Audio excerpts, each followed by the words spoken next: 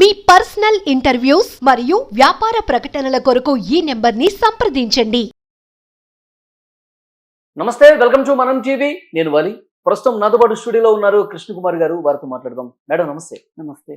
Madam, Varra Ravindra Reddy remand రిపోర్ట్లో అసలు ఆ భయంకరమైనటువంటి వాస్తవాలు అవన్నీ చూస్తే కనుక అసలు ఇంత ఇంత దారుణంగా ప్రవర్తించారా, అసలు ఇక్కడ ఉండాల్సిన వాడు కాదు అన్న చర్చ పెద్ద ఎత్తున జరుగుతుంది.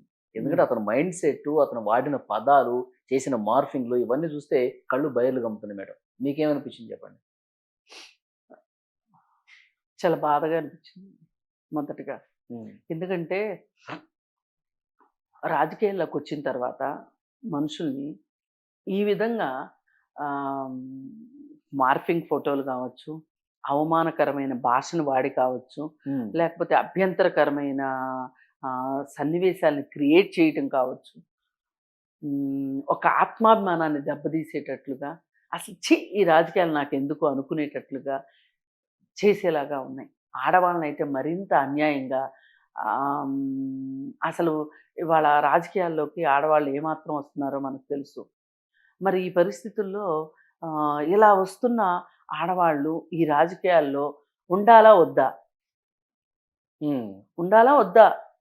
ఆత్మాభిమానం చంపుకొని ఉందామా, లేదంటే వెళ్ళిపోదామా, లేదంటే పిచ్చోడి చేతిలో రాయిలాగా వదిలేద్దామా? ఇన్ని ఆలోచనలు మనకు రాక మానవు. చాలా చాలా దారుణమైన విషయాలు. నిజంగా పాపం ఆవిడ వంగల్పూడి అనిత గారిని నాకు ఈ రిపోర్ట్ చూసేదాకా ఈ విధంగా అవమానించారని నాకు అసలు తెలియదు. అంటే ఆవిడని ఏదో అసభ్య పదజాలంతో మాట్లాడుతున్నారు, కామెంట్లు చేస్తున్నారు, సోషల్ మీడియాలో ట్రోల్ చేస్తున్నారని తెలుసు, కానీ ఈ విధంగా ట్రోల్ చేస్తున్నారని తెలియదు. అసలు ఆవిడని పాపం ఒక రెడ్ లైట్ ఏరియాలో నుంచున్న మనిషిని చూపించినట్టుగా చూపించారు. చాలా దారుణం అండి.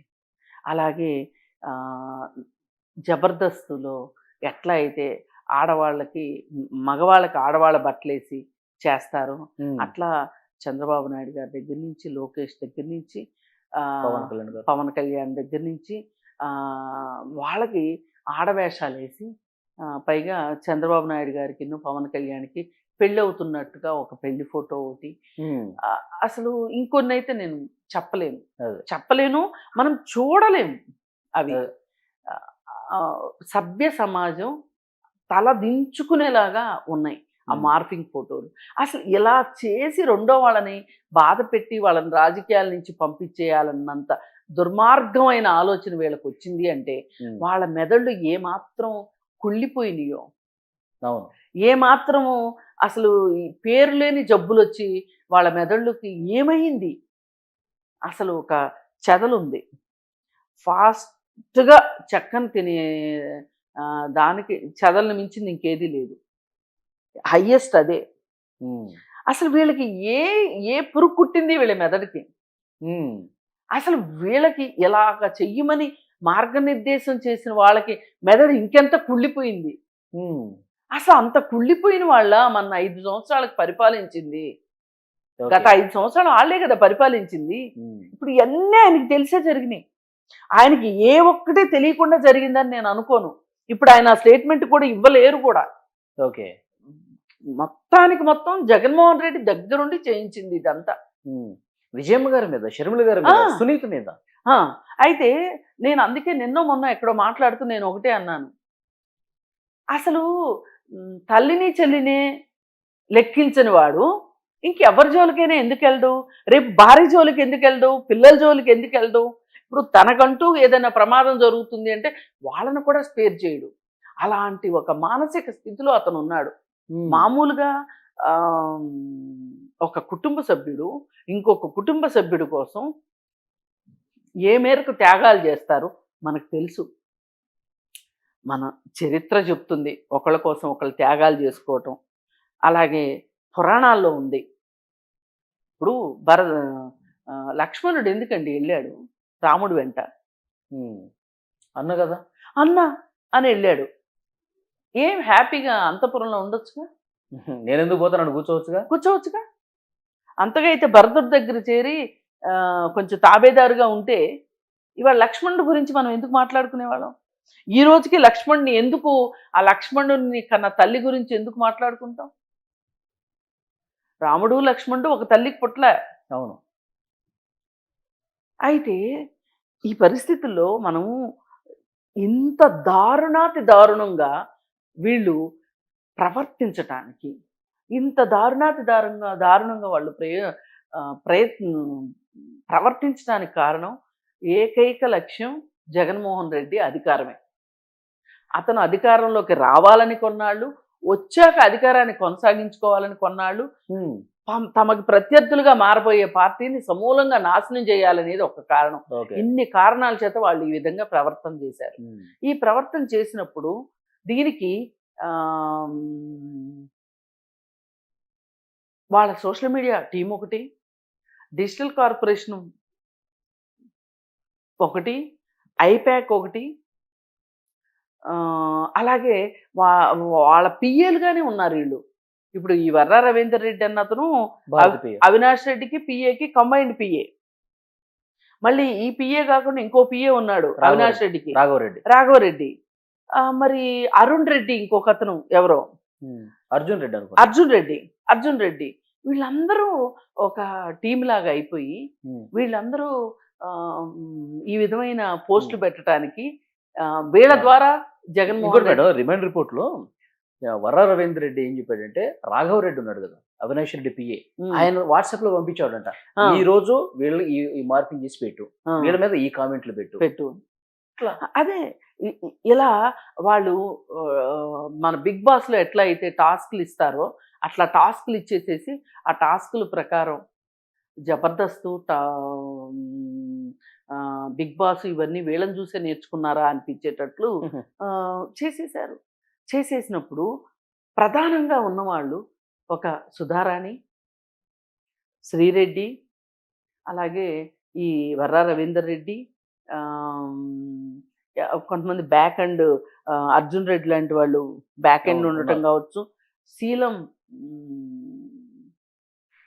అదేదో ఒక రెడ్డి ఉన్నాడు పిల్లాడు, యంగ్స్టర్ అతను కూడా, అలాగే వాడు పంచ్ ప్రభాకరు వేరే దేశంలో ఉంది, ఇంకొక ఆయన ఎవరో రెడ్డి అని చెప్పి ఒక డాక్టరు. ఇట్లా అందరూ కలిసి చేసింది. రెండో వ్యక్తి సిగ్గుతోటి తలదించుకోవాలి, వాళ్ళ ఉద్దేశం అది. ఓకే. దానికోసమే ఇంత దారుణమైనవి పెడితే వీళ్ళందరూ కూడా ఒక రకంగా గుడ్ల నీరు గుడ్లకు ఉక్కుకుంటా మేమెందుకు పారిపోవాలి రాజకీయాల నుంచి అని మొండిగా మూర్ఖంగా నిలబడ్డారు. వాళ్ళెంత మొండిగా మూర్ఖంగా చేశారో వీళ్ళు కూడా అంతే మొండిగా మూర్ఖంగా నిలబడ్డారు కాబట్టి ఇవాళ అధికారంలోకి వచ్చారు. ఇవాళ అధికారంలోకి వచ్చిన తర్వాత వీళ్ళు మాట్లాడుతున్న మాటలు ఎట్లా ఉన్నాయి, ఎంత ఒక హోప్నిచ్చేలాగా ఉన్నాయి అంటే, నిన్న చంద్రబాబు నాయుడు గారు చాలా గొప్ప మాట మాట్లాడారు. అది నిజంగా చాలా సంతోషంగా అనిపించింది. ఏంటంటే, ఇప్పుడు వీళ్ళ మీద తీసుకుంటున్న చర్యలు ఏవైతే ఉన్నాయో ఇలాంటి పనులు చేస్తే కూటమిలో ఉన్న వాళ్ళు చేసినా ఇలాంటి చర్యలే తీసుకోబడతాయి, అందుకని ఒళ్ళు దగ్గర పెట్టుకోండి అని చెప్పి చెప్పటం ఉంది చూసారా. ఇప్పుడు ఆయన అంత ముందుకొచ్చి ఒక 10 అడుగులు ముందుకేసి ఆయన ఈ స్టేట్మెంట్ ఇచ్చారు. ఆయన స్టేట్మెంట్ ఇవ్వకపోతే ఎవరేం చేయలేరు కదా. అవును, అదేమి రాజ్యాంగంలో రాసలేదు కదా, కానీ ఇచ్చాడు కదా స్టేట్మెంటు. ఇప్పుడు ఆయన ఇచ్చినప్పుడు రెండో వైపు నుంచి కూడా మీరు సగం దూరం నడిచొచ్చారు సార్, మేము కూడా మిగతా సగం మేము నడుస్తాం సార్ అని చెప్పి వాళ్ళు అంటే ఎంత అందంగా ఉంటుంది. కానీ జగన్మోహన్ రెడ్డి ఏమంటాడు, ముందు నన్ను అరెస్ట్ చేయండి, ఇంకా మేము లక్షలాదిగా పోస్టులు పెడతామని చెప్పి అన్నాడుగా మొన్న. అదే అరెస్ట్ చేయించుకుంటే జైలుకి వెళ్తే మళ్ళీ అధికారంలోకి వస్తామన్న ఉద్దేశంతో అధికారంలోకి రావాలని చెప్పి ఇది ఒక దగ్గర మార్గంగా తీసుకున్నారు. ఇప్పుడు చాలా మంది ఏం చెప్పారు, చంద్రబాబు నాయుడు గారిని అరెస్ట్ చేసినప్పుడు, నువ్వు అరెస్ట్ చేసే తప్పు చేశావు, అందుకే అతను గెలిచినా గెలుస్తాడు అన్నారు. అది కాస్త నిజమైంది. అందుకని ఇప్పుడు అతనికి ఏం పట్టుకుందంటే, నేను అప్పుడు జైలుకి వెళ్తే నేను అధికారంలోకి వచ్చా, నేను జైల్లో పెట్టిస్తే ఆయన అధికారంలోకి వచ్చాడు, ఇప్పుడు ఆయన నన్ను జైల్లో పెట్టిస్తే నేను అధికారంలోకి వస్తా. ఈ ఈ ఏమంటారు, ఈ మనస్తత్వం నడుస్తుంది, ఎట్లా మనస్తత్వం నడుస్తుంది, పాము ముంగిస ఆటలాగా నడుస్తుంది ఇదంతా. ఓకే. మరి ఈ పరిస్థితుల్లో మనగ్గా మనం చేయవలసింది ఏంటి, మామూలు ప్రజానేకం కూడా దీంట్లో భాగస్వాములు కావాలి. ఇంత మంచి ఉద్దేశంతో చంద్రబాబు నాయుడు గారు ఆ మాట అన్నప్పుడు ఇలాంటిది ఏదైనా సరే వస్తే సోషల్ మీడియాలో వెంటనే రిపోర్ట్లు కొట్టండి, చూసి ఆనందించటం, ఇంకో 10 మందికి పంపించి ఈ దరిద్రాన్ని మొయ్యటం ఉంది చూసారా, వాళ్ళ మీద కూడా కేసులు నమోదవుతాయి ఇట్లా చేస్తే, ఎంకరేజ్ చేస్తే వాళ్ళ మీద కూడా కేసులు నమోదు కావాలి. ఓకే. అంటే చట్టం ఇప్పుడు రేపొద్దున ఒక ఉమ్, చట్టం తీసుకొద్దామని అనుకుంటున్నాను. యాక్ట్ తీసుకొస్తున్నారు, మన పవన్ కళ్యాణ్ గారు చెప్పారు, సోషల్ మీడియా అబ్యూజ్ ప్రొటెక్షన్ అని బిల్లు తీసుకొద్దాం అనుకుంటున్నారు. అది ఎంత త్వరగా కార్యరూపం దాలిస్తే ఆయన దిశ యాప్ హడావుడిగా చేసి ఎందుకు ఆకు అందకుండా పోక పొందకుండా చేయటం కాకుండా కాస్త న్యాయ నిపుణులతోటి, కొంత సోషల్ యాక్టివిస్టులతోటి, అలాగే మేధావులతోటి కూర్చొని ఆ బిల్లుని చాలా పకడ్బందీగా తయారు చేసి, ఇప్పుడు రేపొద్దున వేరే వాళ్ళు ఎవరైనా అధికారంలోకి వస్తే కూడా భవిష్యత్తులో దాన్ని తీసి పక్కకేసే వీలు లేకోకుండా దాన్ని ఒక మంచి బిల్లుగా దాన్ని రూపొందిస్తే గనక అది కనీసం భావితరాల సామాజిక ఆరోగ్యానికి పనికొస్తుంది. సోషల్ మీడియాలో ఈ చెత్త అంతా ఈ చెత్త అంతా కనుమరుగైపోవాలి. ఇప్పుడు ఇది ఎట్లా ఉందంటే కొంతమందికి వాళ్ళు చెడు చెయ్యకపోవచ్చు, చెడుని ప్రోత్సహిస్తారు, వాళ్ళు చెడుని ప్రవాహింపజేస్తారు. అభిమానం ఉన్నప్పుడు ఏం చేస్తారు వాళ్ళు, అరే పంపించాను చూడరా, అది చూడరా, ఇది చూడరా, షేర్లు కొడతారు. ఈ షేర్లు కొట్టడం కూడా చాలా జబ్బు. మీరు ఒక అంతర్వాహినిలాగా పంపించినట్టే కదా, పంపించు. ఇప్పుడు క్రియేట్ చేసినాడు 100 మందికో 1000 మందికో పోద్దు మేడం, ఈ కింద క్యాడర్ ఉంటారు కదా వాళ్ళందరూ ఒకటే పని. క్యాడర్ కూడా అక్కర్లా, కొంతమందికి అదొక ఉత్సాహం, మనం కూడా ఏదో చేసాము అన్నట్లు. ఇలా సొంత పార్టీ వాళ్ళ మీద ఎవరి మీద అన్న వచ్చింది అనుకోండి, వీళ్ళకి సంతోషం అనమాట, వాళ్ళంటే వీళ్ళకి పడదనుకోండి, ఇక వీళ్ళు షేర్లు చేస్తారు. అవును, ఇలాంటి మనస్తత్వం పోవాలి మనుషుల్లో కూడా. చట్టాలు ఎప్పుడూ కూడా అమలవ్వని కాడికి చట్టాలు చేసినా ఒకటే, చేయకపోయినా ఒకటే. ఇప్పుడు బీరువాలో వేసుకొని బట్టలు ఉన్నట్టే, అంతేగా. చట్టం అంటే వాడబడాలి. అవును, ప్రజలందరికీ అర్థం చేసుకోవాలి. ఇప్పుడు చంద్రబాబు నాయుడు గారి గవర్నమెంట్ ఏదో చట్టం తీసుకొచ్చేసి వదిలేయటం కాకుండా విస్తృతంగా దాన్ని ప్రచారంలోకి తీసుకురావాలి. పార్టీలు భేదం లేకుండా, మన భేదం లేకుండా అందరి మీద అప్లై చేయాలా. ఇప్పుడు రేపు జగన్మోహన్ రెడ్డి కలిసి వచ్చినా కలిసి రాకపోయినా ఇంకా మిగతా పార్టీలు ఉన్నాయి ఆ రాష్ట్రంలో, వాళ్ళందరూ కూడా ఈ బిల్లు కోసం కలిసి రావాలి. కొంతమంది ఏ పార్టీ లేని వాళ్ళు ఉంటారు, వాళ్ళు కూడా కలిసి రావాలి. పౌరుల దగ్గర నుంచి కూడా పౌర స్పందన కూడా బాగా ఉండాలి. వీళ్ళు శపథం తీసుకోవాలి, మా ఫోన్లోకి ఎవరన్నా మాకు పంపిస్తే దాని మీద రిపోర్ట్ కొట్టాలి అని.